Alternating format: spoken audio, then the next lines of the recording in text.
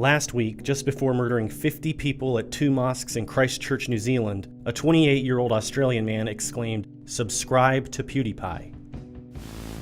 Why would such an atrocious act begin with a promotion for a YouTube channel? Was it just some kind of twisted, dark humor, or does it go deeper than that? Did PewDiePie play some role in inspiring the Christchurch shooter, as many allege, or is this another example of internet trolling gone way too far? On the surface, it does seem a little absurd to even associate someone who goes by the name of PewDiePie with violent terrorism. The juxtaposition between a goofy internet comedian and a deadly rampage is unsettling, but something must be going on. Why would someone use a meme like "subscribe to PewDiePie" to launch such a callous and cold-blooded act of terrorism? PewDiePie is the #1 YouTuber on Earth with a fan base largely consisting of young kids and teenagers. Hey, how's it going, guys? My name is Most of his content is focused on gaming and pop culture, and PewDiePie's presentation style relies heavily on silly voices and wacky hijinks. I would never incite violence. Now, I'm not racist, of course, but I freaking hate crab people.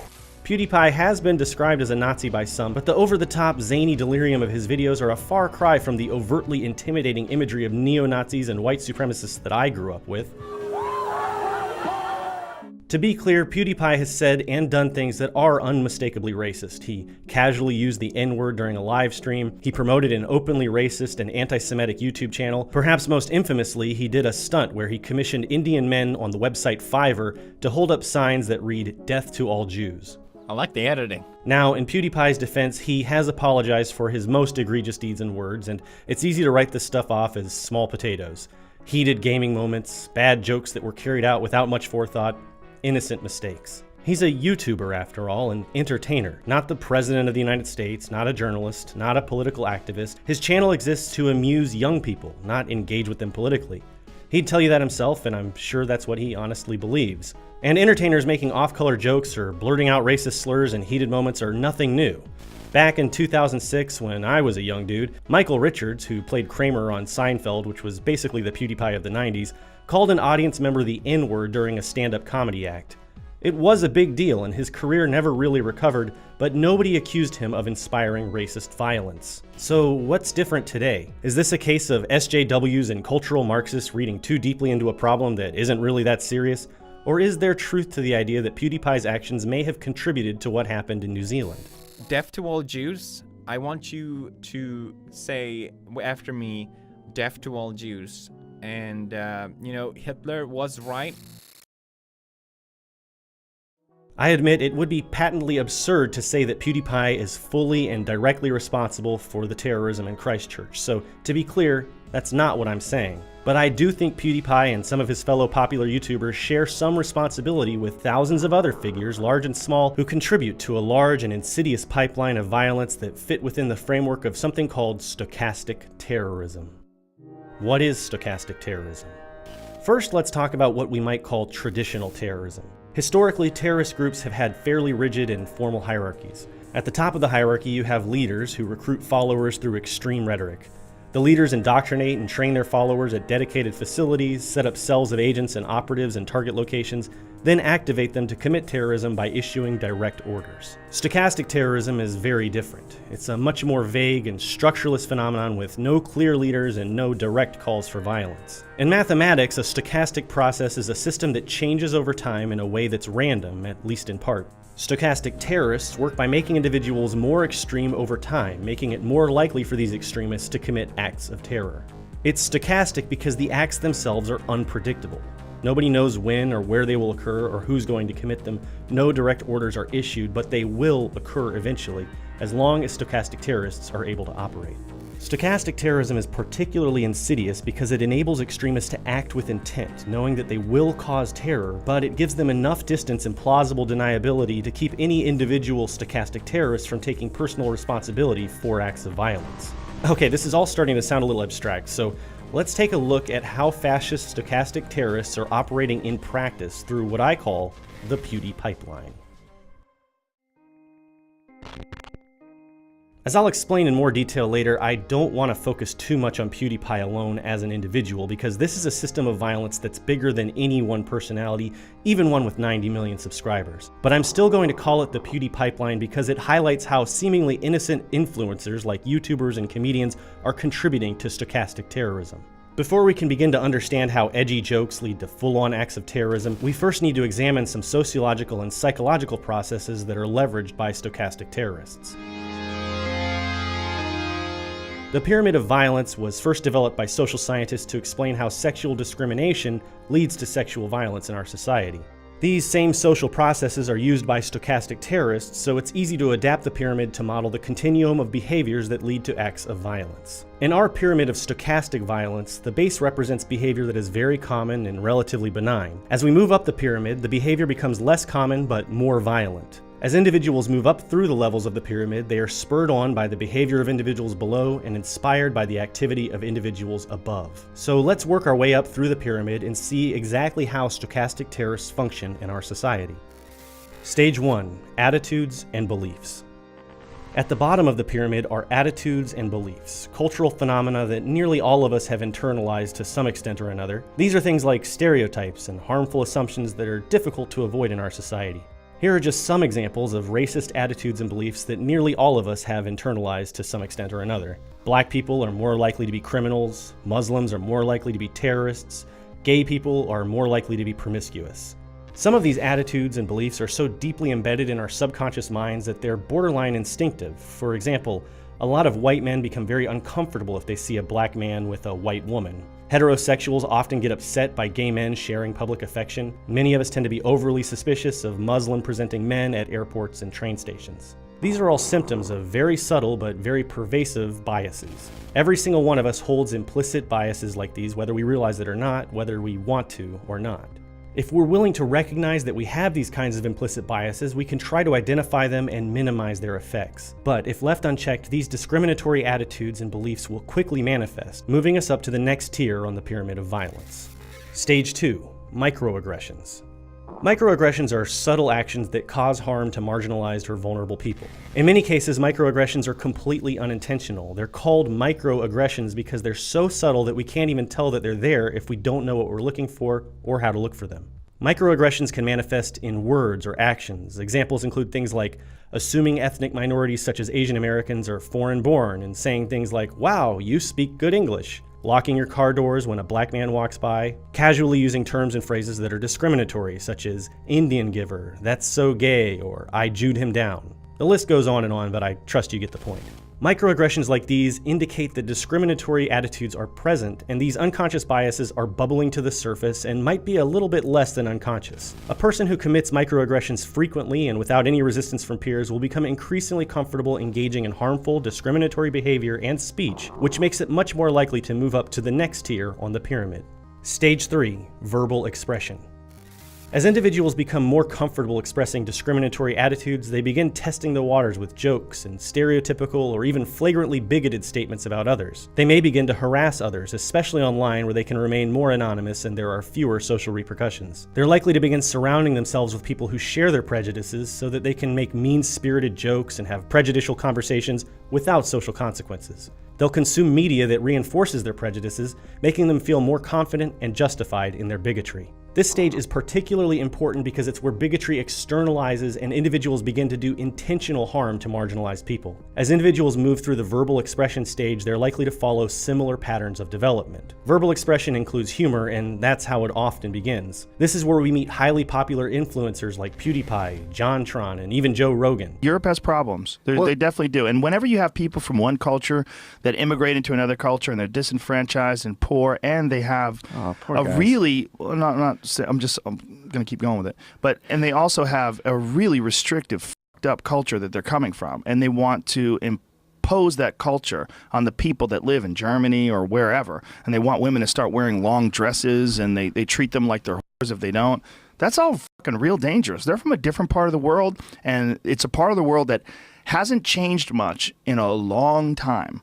if you want people to be free and you want people to have the ability to integrate into a more free culture like America is, you also have to be honest about what the consequences are. And you have to be honest about what kind of culture they're coming from. And as soon as you talk about that, you get labeled an Islamophobe. Humor can serve many social functions, but in an environment of stochastic terrorism, it's initially used to normalize bigoted ideas and desensitize people to harmful and abusive language. No, okay, this didn't work. I'm gonna take this off now. When PewDiePie tries to make a joke out of the phrase "death to all Jews," he's normalizing not just insensitive but openly aggressive anti-Semitism and desensitizing his audience to incredibly harmful rhetoric.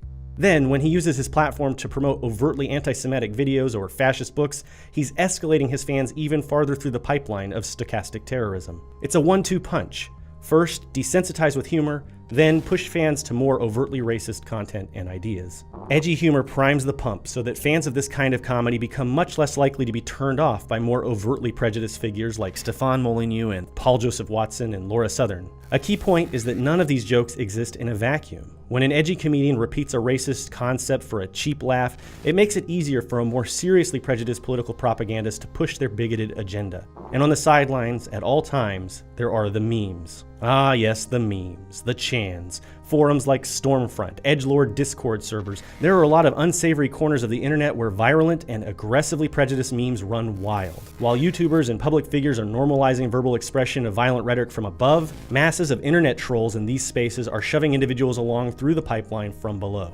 Racist memes and edgy humor quickly build up into a toxic quagmire of hate speech where vulnerable people become rapidly and increasingly desensitized. Spending time in these online spaces facilitates the process of stochastic terrorism as individuals compete with each other to see who can produce the most edgy and abusive content in new and innovative ways. These subcultures have made an art form of burying messages of hate, bigotry, and violence beneath countless layers of irony. The whole point is to make hate speech mainstream by concealing it in formats that are seemingly innocent. That flag looks like the Nazi flag without a swastika. That's all you need to know about that. The only thing on a Nazi flag is a swastika. So what's a Nazi flag without a swastika? Great pains are taken to ensure plausible deniability and to play mind games with the public at large. I don't understand why they're taking any of this seriously. Memes and other tools that give this kind of cover to prejudice are invaluable to stochastic terrorists.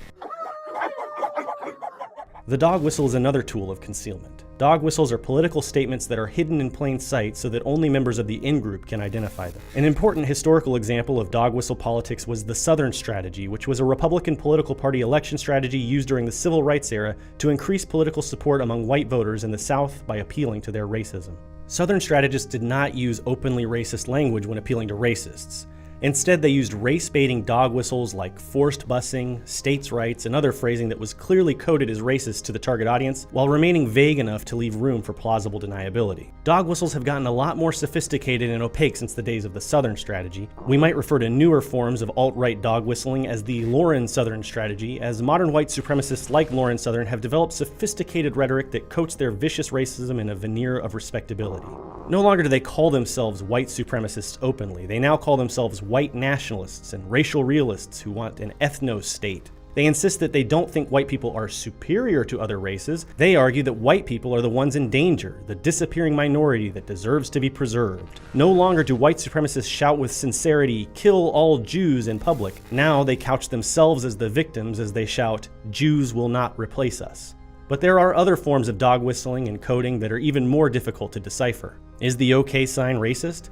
Is Pepe the Frog a Nazi symbol? Is the phrase "subscribe to PewDiePie" a crypto-fascist slogan? The whole point of dog whistles like these is to make discussions about this kind of language and these kinds of symbols seem absurd. They want to confuse the public enough to stall action. They want to disrupt discourse. By presenting their ideas in absurdist, ironic packaging, they're able to gaslight the public and cast doubt on their more internet-savvy opponents who can see what's really going on. Step 1. Launch a campaign to make the OK symbol a white supremacist symbol on Chan sites. Step 2. Point out how silly and ridiculous SJWs are for making a big deal out of nothing in public. Disavow is a common watchword of stochastic terrorists. Did you see Dr. Duke? I did. Was he here? David Duke was the Duke. The Dukester himself. I disavow. Yeah, of course. Disavowal. Of course. Disseminate the dog whistle, disavow the dog whistle, then denigrate anti-fascists who try to shed light on what's going on. Hateful internet propaganda is always generated and presented with tongue firmly in cheek. Many of the participants say that they're just in it for the lulz. Many, maybe even most of these people probably are just doing it for laughs, but there are definitely others who have more sinister intentions. It all makes for a chaotic environment where it's very difficult to know what should be taken seriously and what's just a gag, and that's the whole point. This environment allows stochastic terrorists to hide in plain sight. When we allow this kind of culture to fester, we make it easy for fascist white nationalists to intentionally precipitate acts of terrorism, then plausibly deny any knowledge or involvement in the aftermath. I'm not going to share any of the manifesto of the Christchurch shooter in this video because I don't want to platform those vicious ideas in any way, but peppered throughout the 72-page long document are a staggering number of meme references, intentionally misleading statements, and known dog whistles. It's written to deflect, disguise, and disrupt mainstream reaction to the violence while strengthening and emboldening white nationalists who are savvy enough with white nationalist internet culture to read between the lines. You can think of it as a constructed language filled with code words and doublespeak. When a white nationalist sees an obscure meme or a misleading, absurd lie in the shooter's manifesto, they can instantly interpret what's really being meant, what's really being said, and the intended public reaction. It's just memes until it isn't. So here's how all of this comes together. Individuals who have entered the verbal expression tier of the pyramid of violence have become desensitized to bigotry through edgy comedians. Those same comedians expose them to more hardline bigots. Simultaneously, these individuals become exposed to white nationalist dog whistles and racist memes on chant sites and other online spaces, and all the while they're pushed along by stochastic terrorists who encourage them to dehumanize marginalized people and expose them to hardline right-wing political ideologies. In the end, it's no surprise at all that unstable individuals can and will get pushed along through the PewDiePipeline until they reach the next tier of the pyramid of violence. Stage 4. Physical violence. Racially motivated acts of physical violence do not just happen randomly. As we've seen in our examination of Stage 3, racist ideation forms gradually over time, and it's facilitated by a wide network of entities working intentionally and unintentionally to further the agenda of stochastic terrorists. By the time someone reaches Stage 4 and carries out an act of physical violence or terrorism, they've been immersed in a racist environment, absorbing and internalizing hateful ideology for a long time.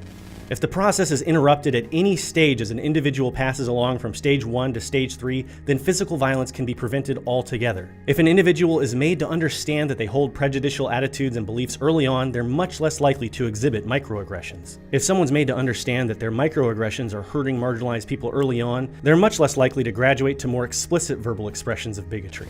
If PewDiePie and other YouTube comedians make it clear to their audiences that racism is not okay, and if they refuse to platform racist ideologues on their shows, then their fans will be much less likely to be drawn to more overt racists. Unfortunately, as of right now, the PewDiePipeline is flowing freely. There are very few barriers to stochastic terrorism. YouTube, Facebook, and Twitter are far more concerned with profiting from this kind of attention than they are with preventing violence from being spewed on their platforms. Political leaders and mainstream media fail to address the serious threat of violent online spaces like chan sites and white supremacist forums. The dog whistle strategies of Kekistan seem to be working perfectly, and the opponents of stochastic terrorism are not yet being taken seriously by the public at large. Hell, the President of the United States engages in this kind of rhetoric on a daily basis, along with many other world leaders with significant power. Trump continues to refuse to recognize the existence of white supremacist terrorism and seems content to let these movements spread freely in the United States and invoke them abroad. As such, acts of terrorism will continue to occur, and it will only get worse with time. Stochastic terrorists will become further emboldened to take political power, and unless we stop them, this will lead society to the top tier of the pyramid of violence. Stage 5. Genocide. When political violence becomes completely normalized and our leaders and media fail to recognize it for what it is, their inaction paves the way for genocide. If stochastic terrorists continue to have their way without significant resistance, then it will lead to systematic horrors and atrocities unleashed on the most targeted populations. Stochastic terrorism is hard to fight. It requires us to look deeply into the ugliest aspects of our own society and ourselves. And stochastic terrorists are experts at concealing their intentions and hiding in plain sight. But the stakes are too high to let them get away with it any longer. If you're a YouTuber or some other kind of content creator and you see racist activity in your audience, you have an obligation to take a stand against it. Now, I've searched far and wide, and so far I've only found one mainstream non-political influencer who's doing a good job of addressing racism in his own audience. Here's a tweet sent out by the YouTuber Tomska. Occasionally, I'll catch a glimpse of extreme prejudice within my own audience. Left unchecked, these ideologies can fester and evolve into violent acts. If you find yourself hating a group of people you've never even met, I beg you to reevaluate before it's too late. Now, this statement is simple, but it's bold and powerful. By discouraging prejudice in his own audience, Tomska risks losing subscribers and facing online harassment, but he's also making it clear that he will not be complicit in stochastic terrorism. Imagine how powerful it would be if PewDiePie and other popular YouTubers made statements like these from time to time. Imagine the effect that a tweet like this might have on PewDiePie's 14 million Twitter followers or to his 90 million YouTube subscribers. Now, before I conclude this video, I think it's very important to recognize that PewDiePie as an individual is not what we should really be focusing on. I know I called it the PewDiePipeline, but honestly, even if PewDiePie never existed, never made a YouTube channel, someone else would be taking this role. And that's the way that this all works. It's not about the individuals, it's about the system, the systematic development of violence within these online spaces. So it might be tempting for us to focus all of our energy on one individual YouTuber, and we might want to pat ourselves on the back and call it a victory if we get one of these YouTubers taken down.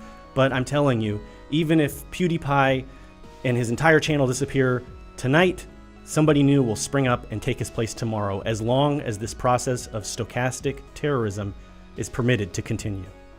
Now, while I was in the process of editing this video, a few things came up that I wanted to just kind of shove in here at the last minute. And the first one is this video by a YouTuber that goes by Faraday Speaks. And it's a fascinating recollection of how this particular YouTuber actually fell into this kind of pipeline to the alt-right. And I think the way that he describes his experiences is very interesting. He actually uses a metaphor from marketing, which is the sales funnel, which you can think of as kind of like an inverted pyramid. And it's really exactly what we've been talking about. And you can kind of see firsthand how this guy got into the pipeline and started to advance up along through the tiers on this pyramid of violence. Unfortunately, he was able to come back before it was too late. But let's just let Faraday speak for himself. I slowly found myself turning into a conservative. And the way I like to think of this, it's, you know, I have a slight background in marketing. I like to think of it like a sales funnel. And what a sales funnel does is it takes customers, potential customers, you know, in a broad general sense, and tries to funnel them down to a point where they buy a product. And the funnel acts in two ways. It educates and motivates the buyers that will buy, and it expels the potential customers that won't buy. And this is kind of what this ideology did. And so I started out as a libertarian, and then because I thought that we needed social cohesion, I became a conservative. And then from there, I thought that the conservatives weren't going far enough. You know, we called them cucks. And I started to believe that we needed strong borders, and we needed a national identity, and we needed to raise the birth rates. As I started to learn more, as I listened to people like, you know, Jared Taylor or, you know, Molyneux started putting out a lot more race content, talking about race and IQ, talking about the bell curve, I bought more and more into it. I went further down the funnel. And I would say at the bottom of that pyramid, that upside down, that funnel, would be fascism. And I didn't go that far, but I did entertain ideas, and especially during the Trump era. I started to sympathize with these sorts of ideas. So I'm glad that Faraday Speaks was able to escape, and it does give me hope that there are ways to rescue people from this pipeline and interrupt the process before it goes too far. So that was some good news, but now here's a little disturbing news. Kellyanne Conway, who is an official counselor to the President of the United States in the Donald Trump administration, has gone on the record and promoted the manifesto of the Christchurch shooter. She's actually encouraged the public at large to read the manifesto. She's actually promoting the manifesto, and not only that, the way that she spoke and the words that she chose, to me, they seemed very intentionally chosen, and she introduced some choice bits of misinformation. I'm going to let her speak, and then I'll just kind of give a little analysis afterwards based on everything we've been talking about in this video so far. Unlike most mass shootings, this man came with pre-receipts, if you will. He put out a 70 page manifesto. And I guess everybody scoured it, searched for Donald Trump's name, and there it is one time. But he also said he aligns closely with the ideology of China. He said he's not a conservative, he's not a Nazi. I think he referred to himself as an eco-naturalist or an eco-fascist. But people should read in its entirety. She said that the shooter aligns closely with the ideology of China. And that actually is something that the shooter wrote in the manifesto, that the political regime that he most closely identifies with would be the Chinese government. He also says elsewhere in the manifesto that he's by no means a Marxist, by no means a leftist. He actually invited and incited violence against leftists and Marxists elsewhere in the manifesto. So I believe that the whole idea of saying that he aligns with China, that was misinformation, a dog whistle, a meme, a joke of sorts, intentionally placed into the manifesto to, again, disrupt the discourse, to sow seeds of disorder, to get people confused, to derail the conversation, and to embolden white nationalists who will see something like this for exactly the kind of dog whistle that it is and know exactly what's being meant and what's being intended. And Kellyanne Conway has taken that, and whether knowingly or unknowingly, who can be sure? But Kellyanne Conway has taken that and fed right into the hands of this stochastic terrorist. Because the manifesto of the shooter is itself a piece of stochastic terrorism. Not only did he go out and do this horrible, horrible act of physical violence, but he also left this document, which is a mechanism of stochastic terrorism. The manifesto itself is intended to inspire and provoke even more acts of stochastic terrorism down the pipeline. So Kellyanne Conway, in promoting this manifesto, is promoting stochastic terrorist activation material. Not only that, there are other pieces of misinformation that Kellyanne Conway introduced in this interview.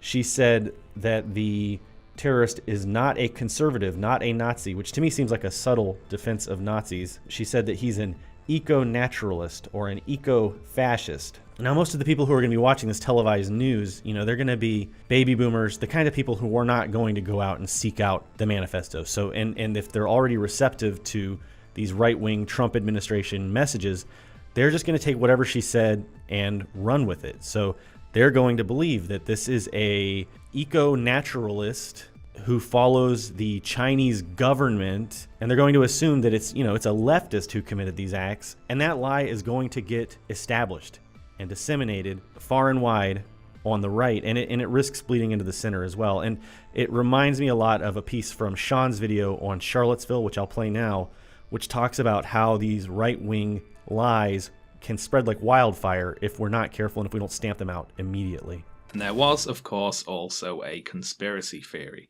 that Heather Heyer was not hit by the car at all, and instead coincidentally died of a heart attack nearby at around the same time. Just to jump in on the car thing, as I understand it, I thought Heather Hayes or Heyer or whatever her name was, I thought she died of a heart attack. Yes, it looks like what happened is that he was shocked by seeing the car crash happening and had a heart attack. It's really sort of. I know, it's horrible, but it does seem a very dramatic reaction to a car crash. It's more that the alt-right are being blamed for someone having a heart attack. Someone in tremendously bad physical condition has heart attack, and suddenly the alt-right has murdered someone.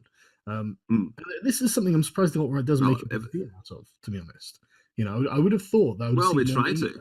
That's white supremacist millennial woes there talking to YouTube personality Sargon of Akkad, who is, as usual, mindlessly repeating whatever rubbish he's overheard Nazis say. But I do think there's an important point to be made here about how easily white nationalist lies can spread among the lazy and uneducated, and we need to be vigilant in checking and correcting those lies, lest we end up as witless Nazi stooges just like Sargon of Akkad.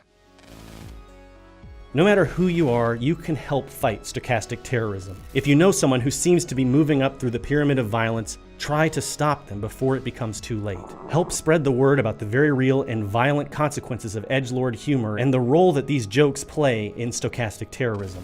We must stand together and fight fascism in all forms. I'm American Johnson. This is NonCompete. Thanks for watching.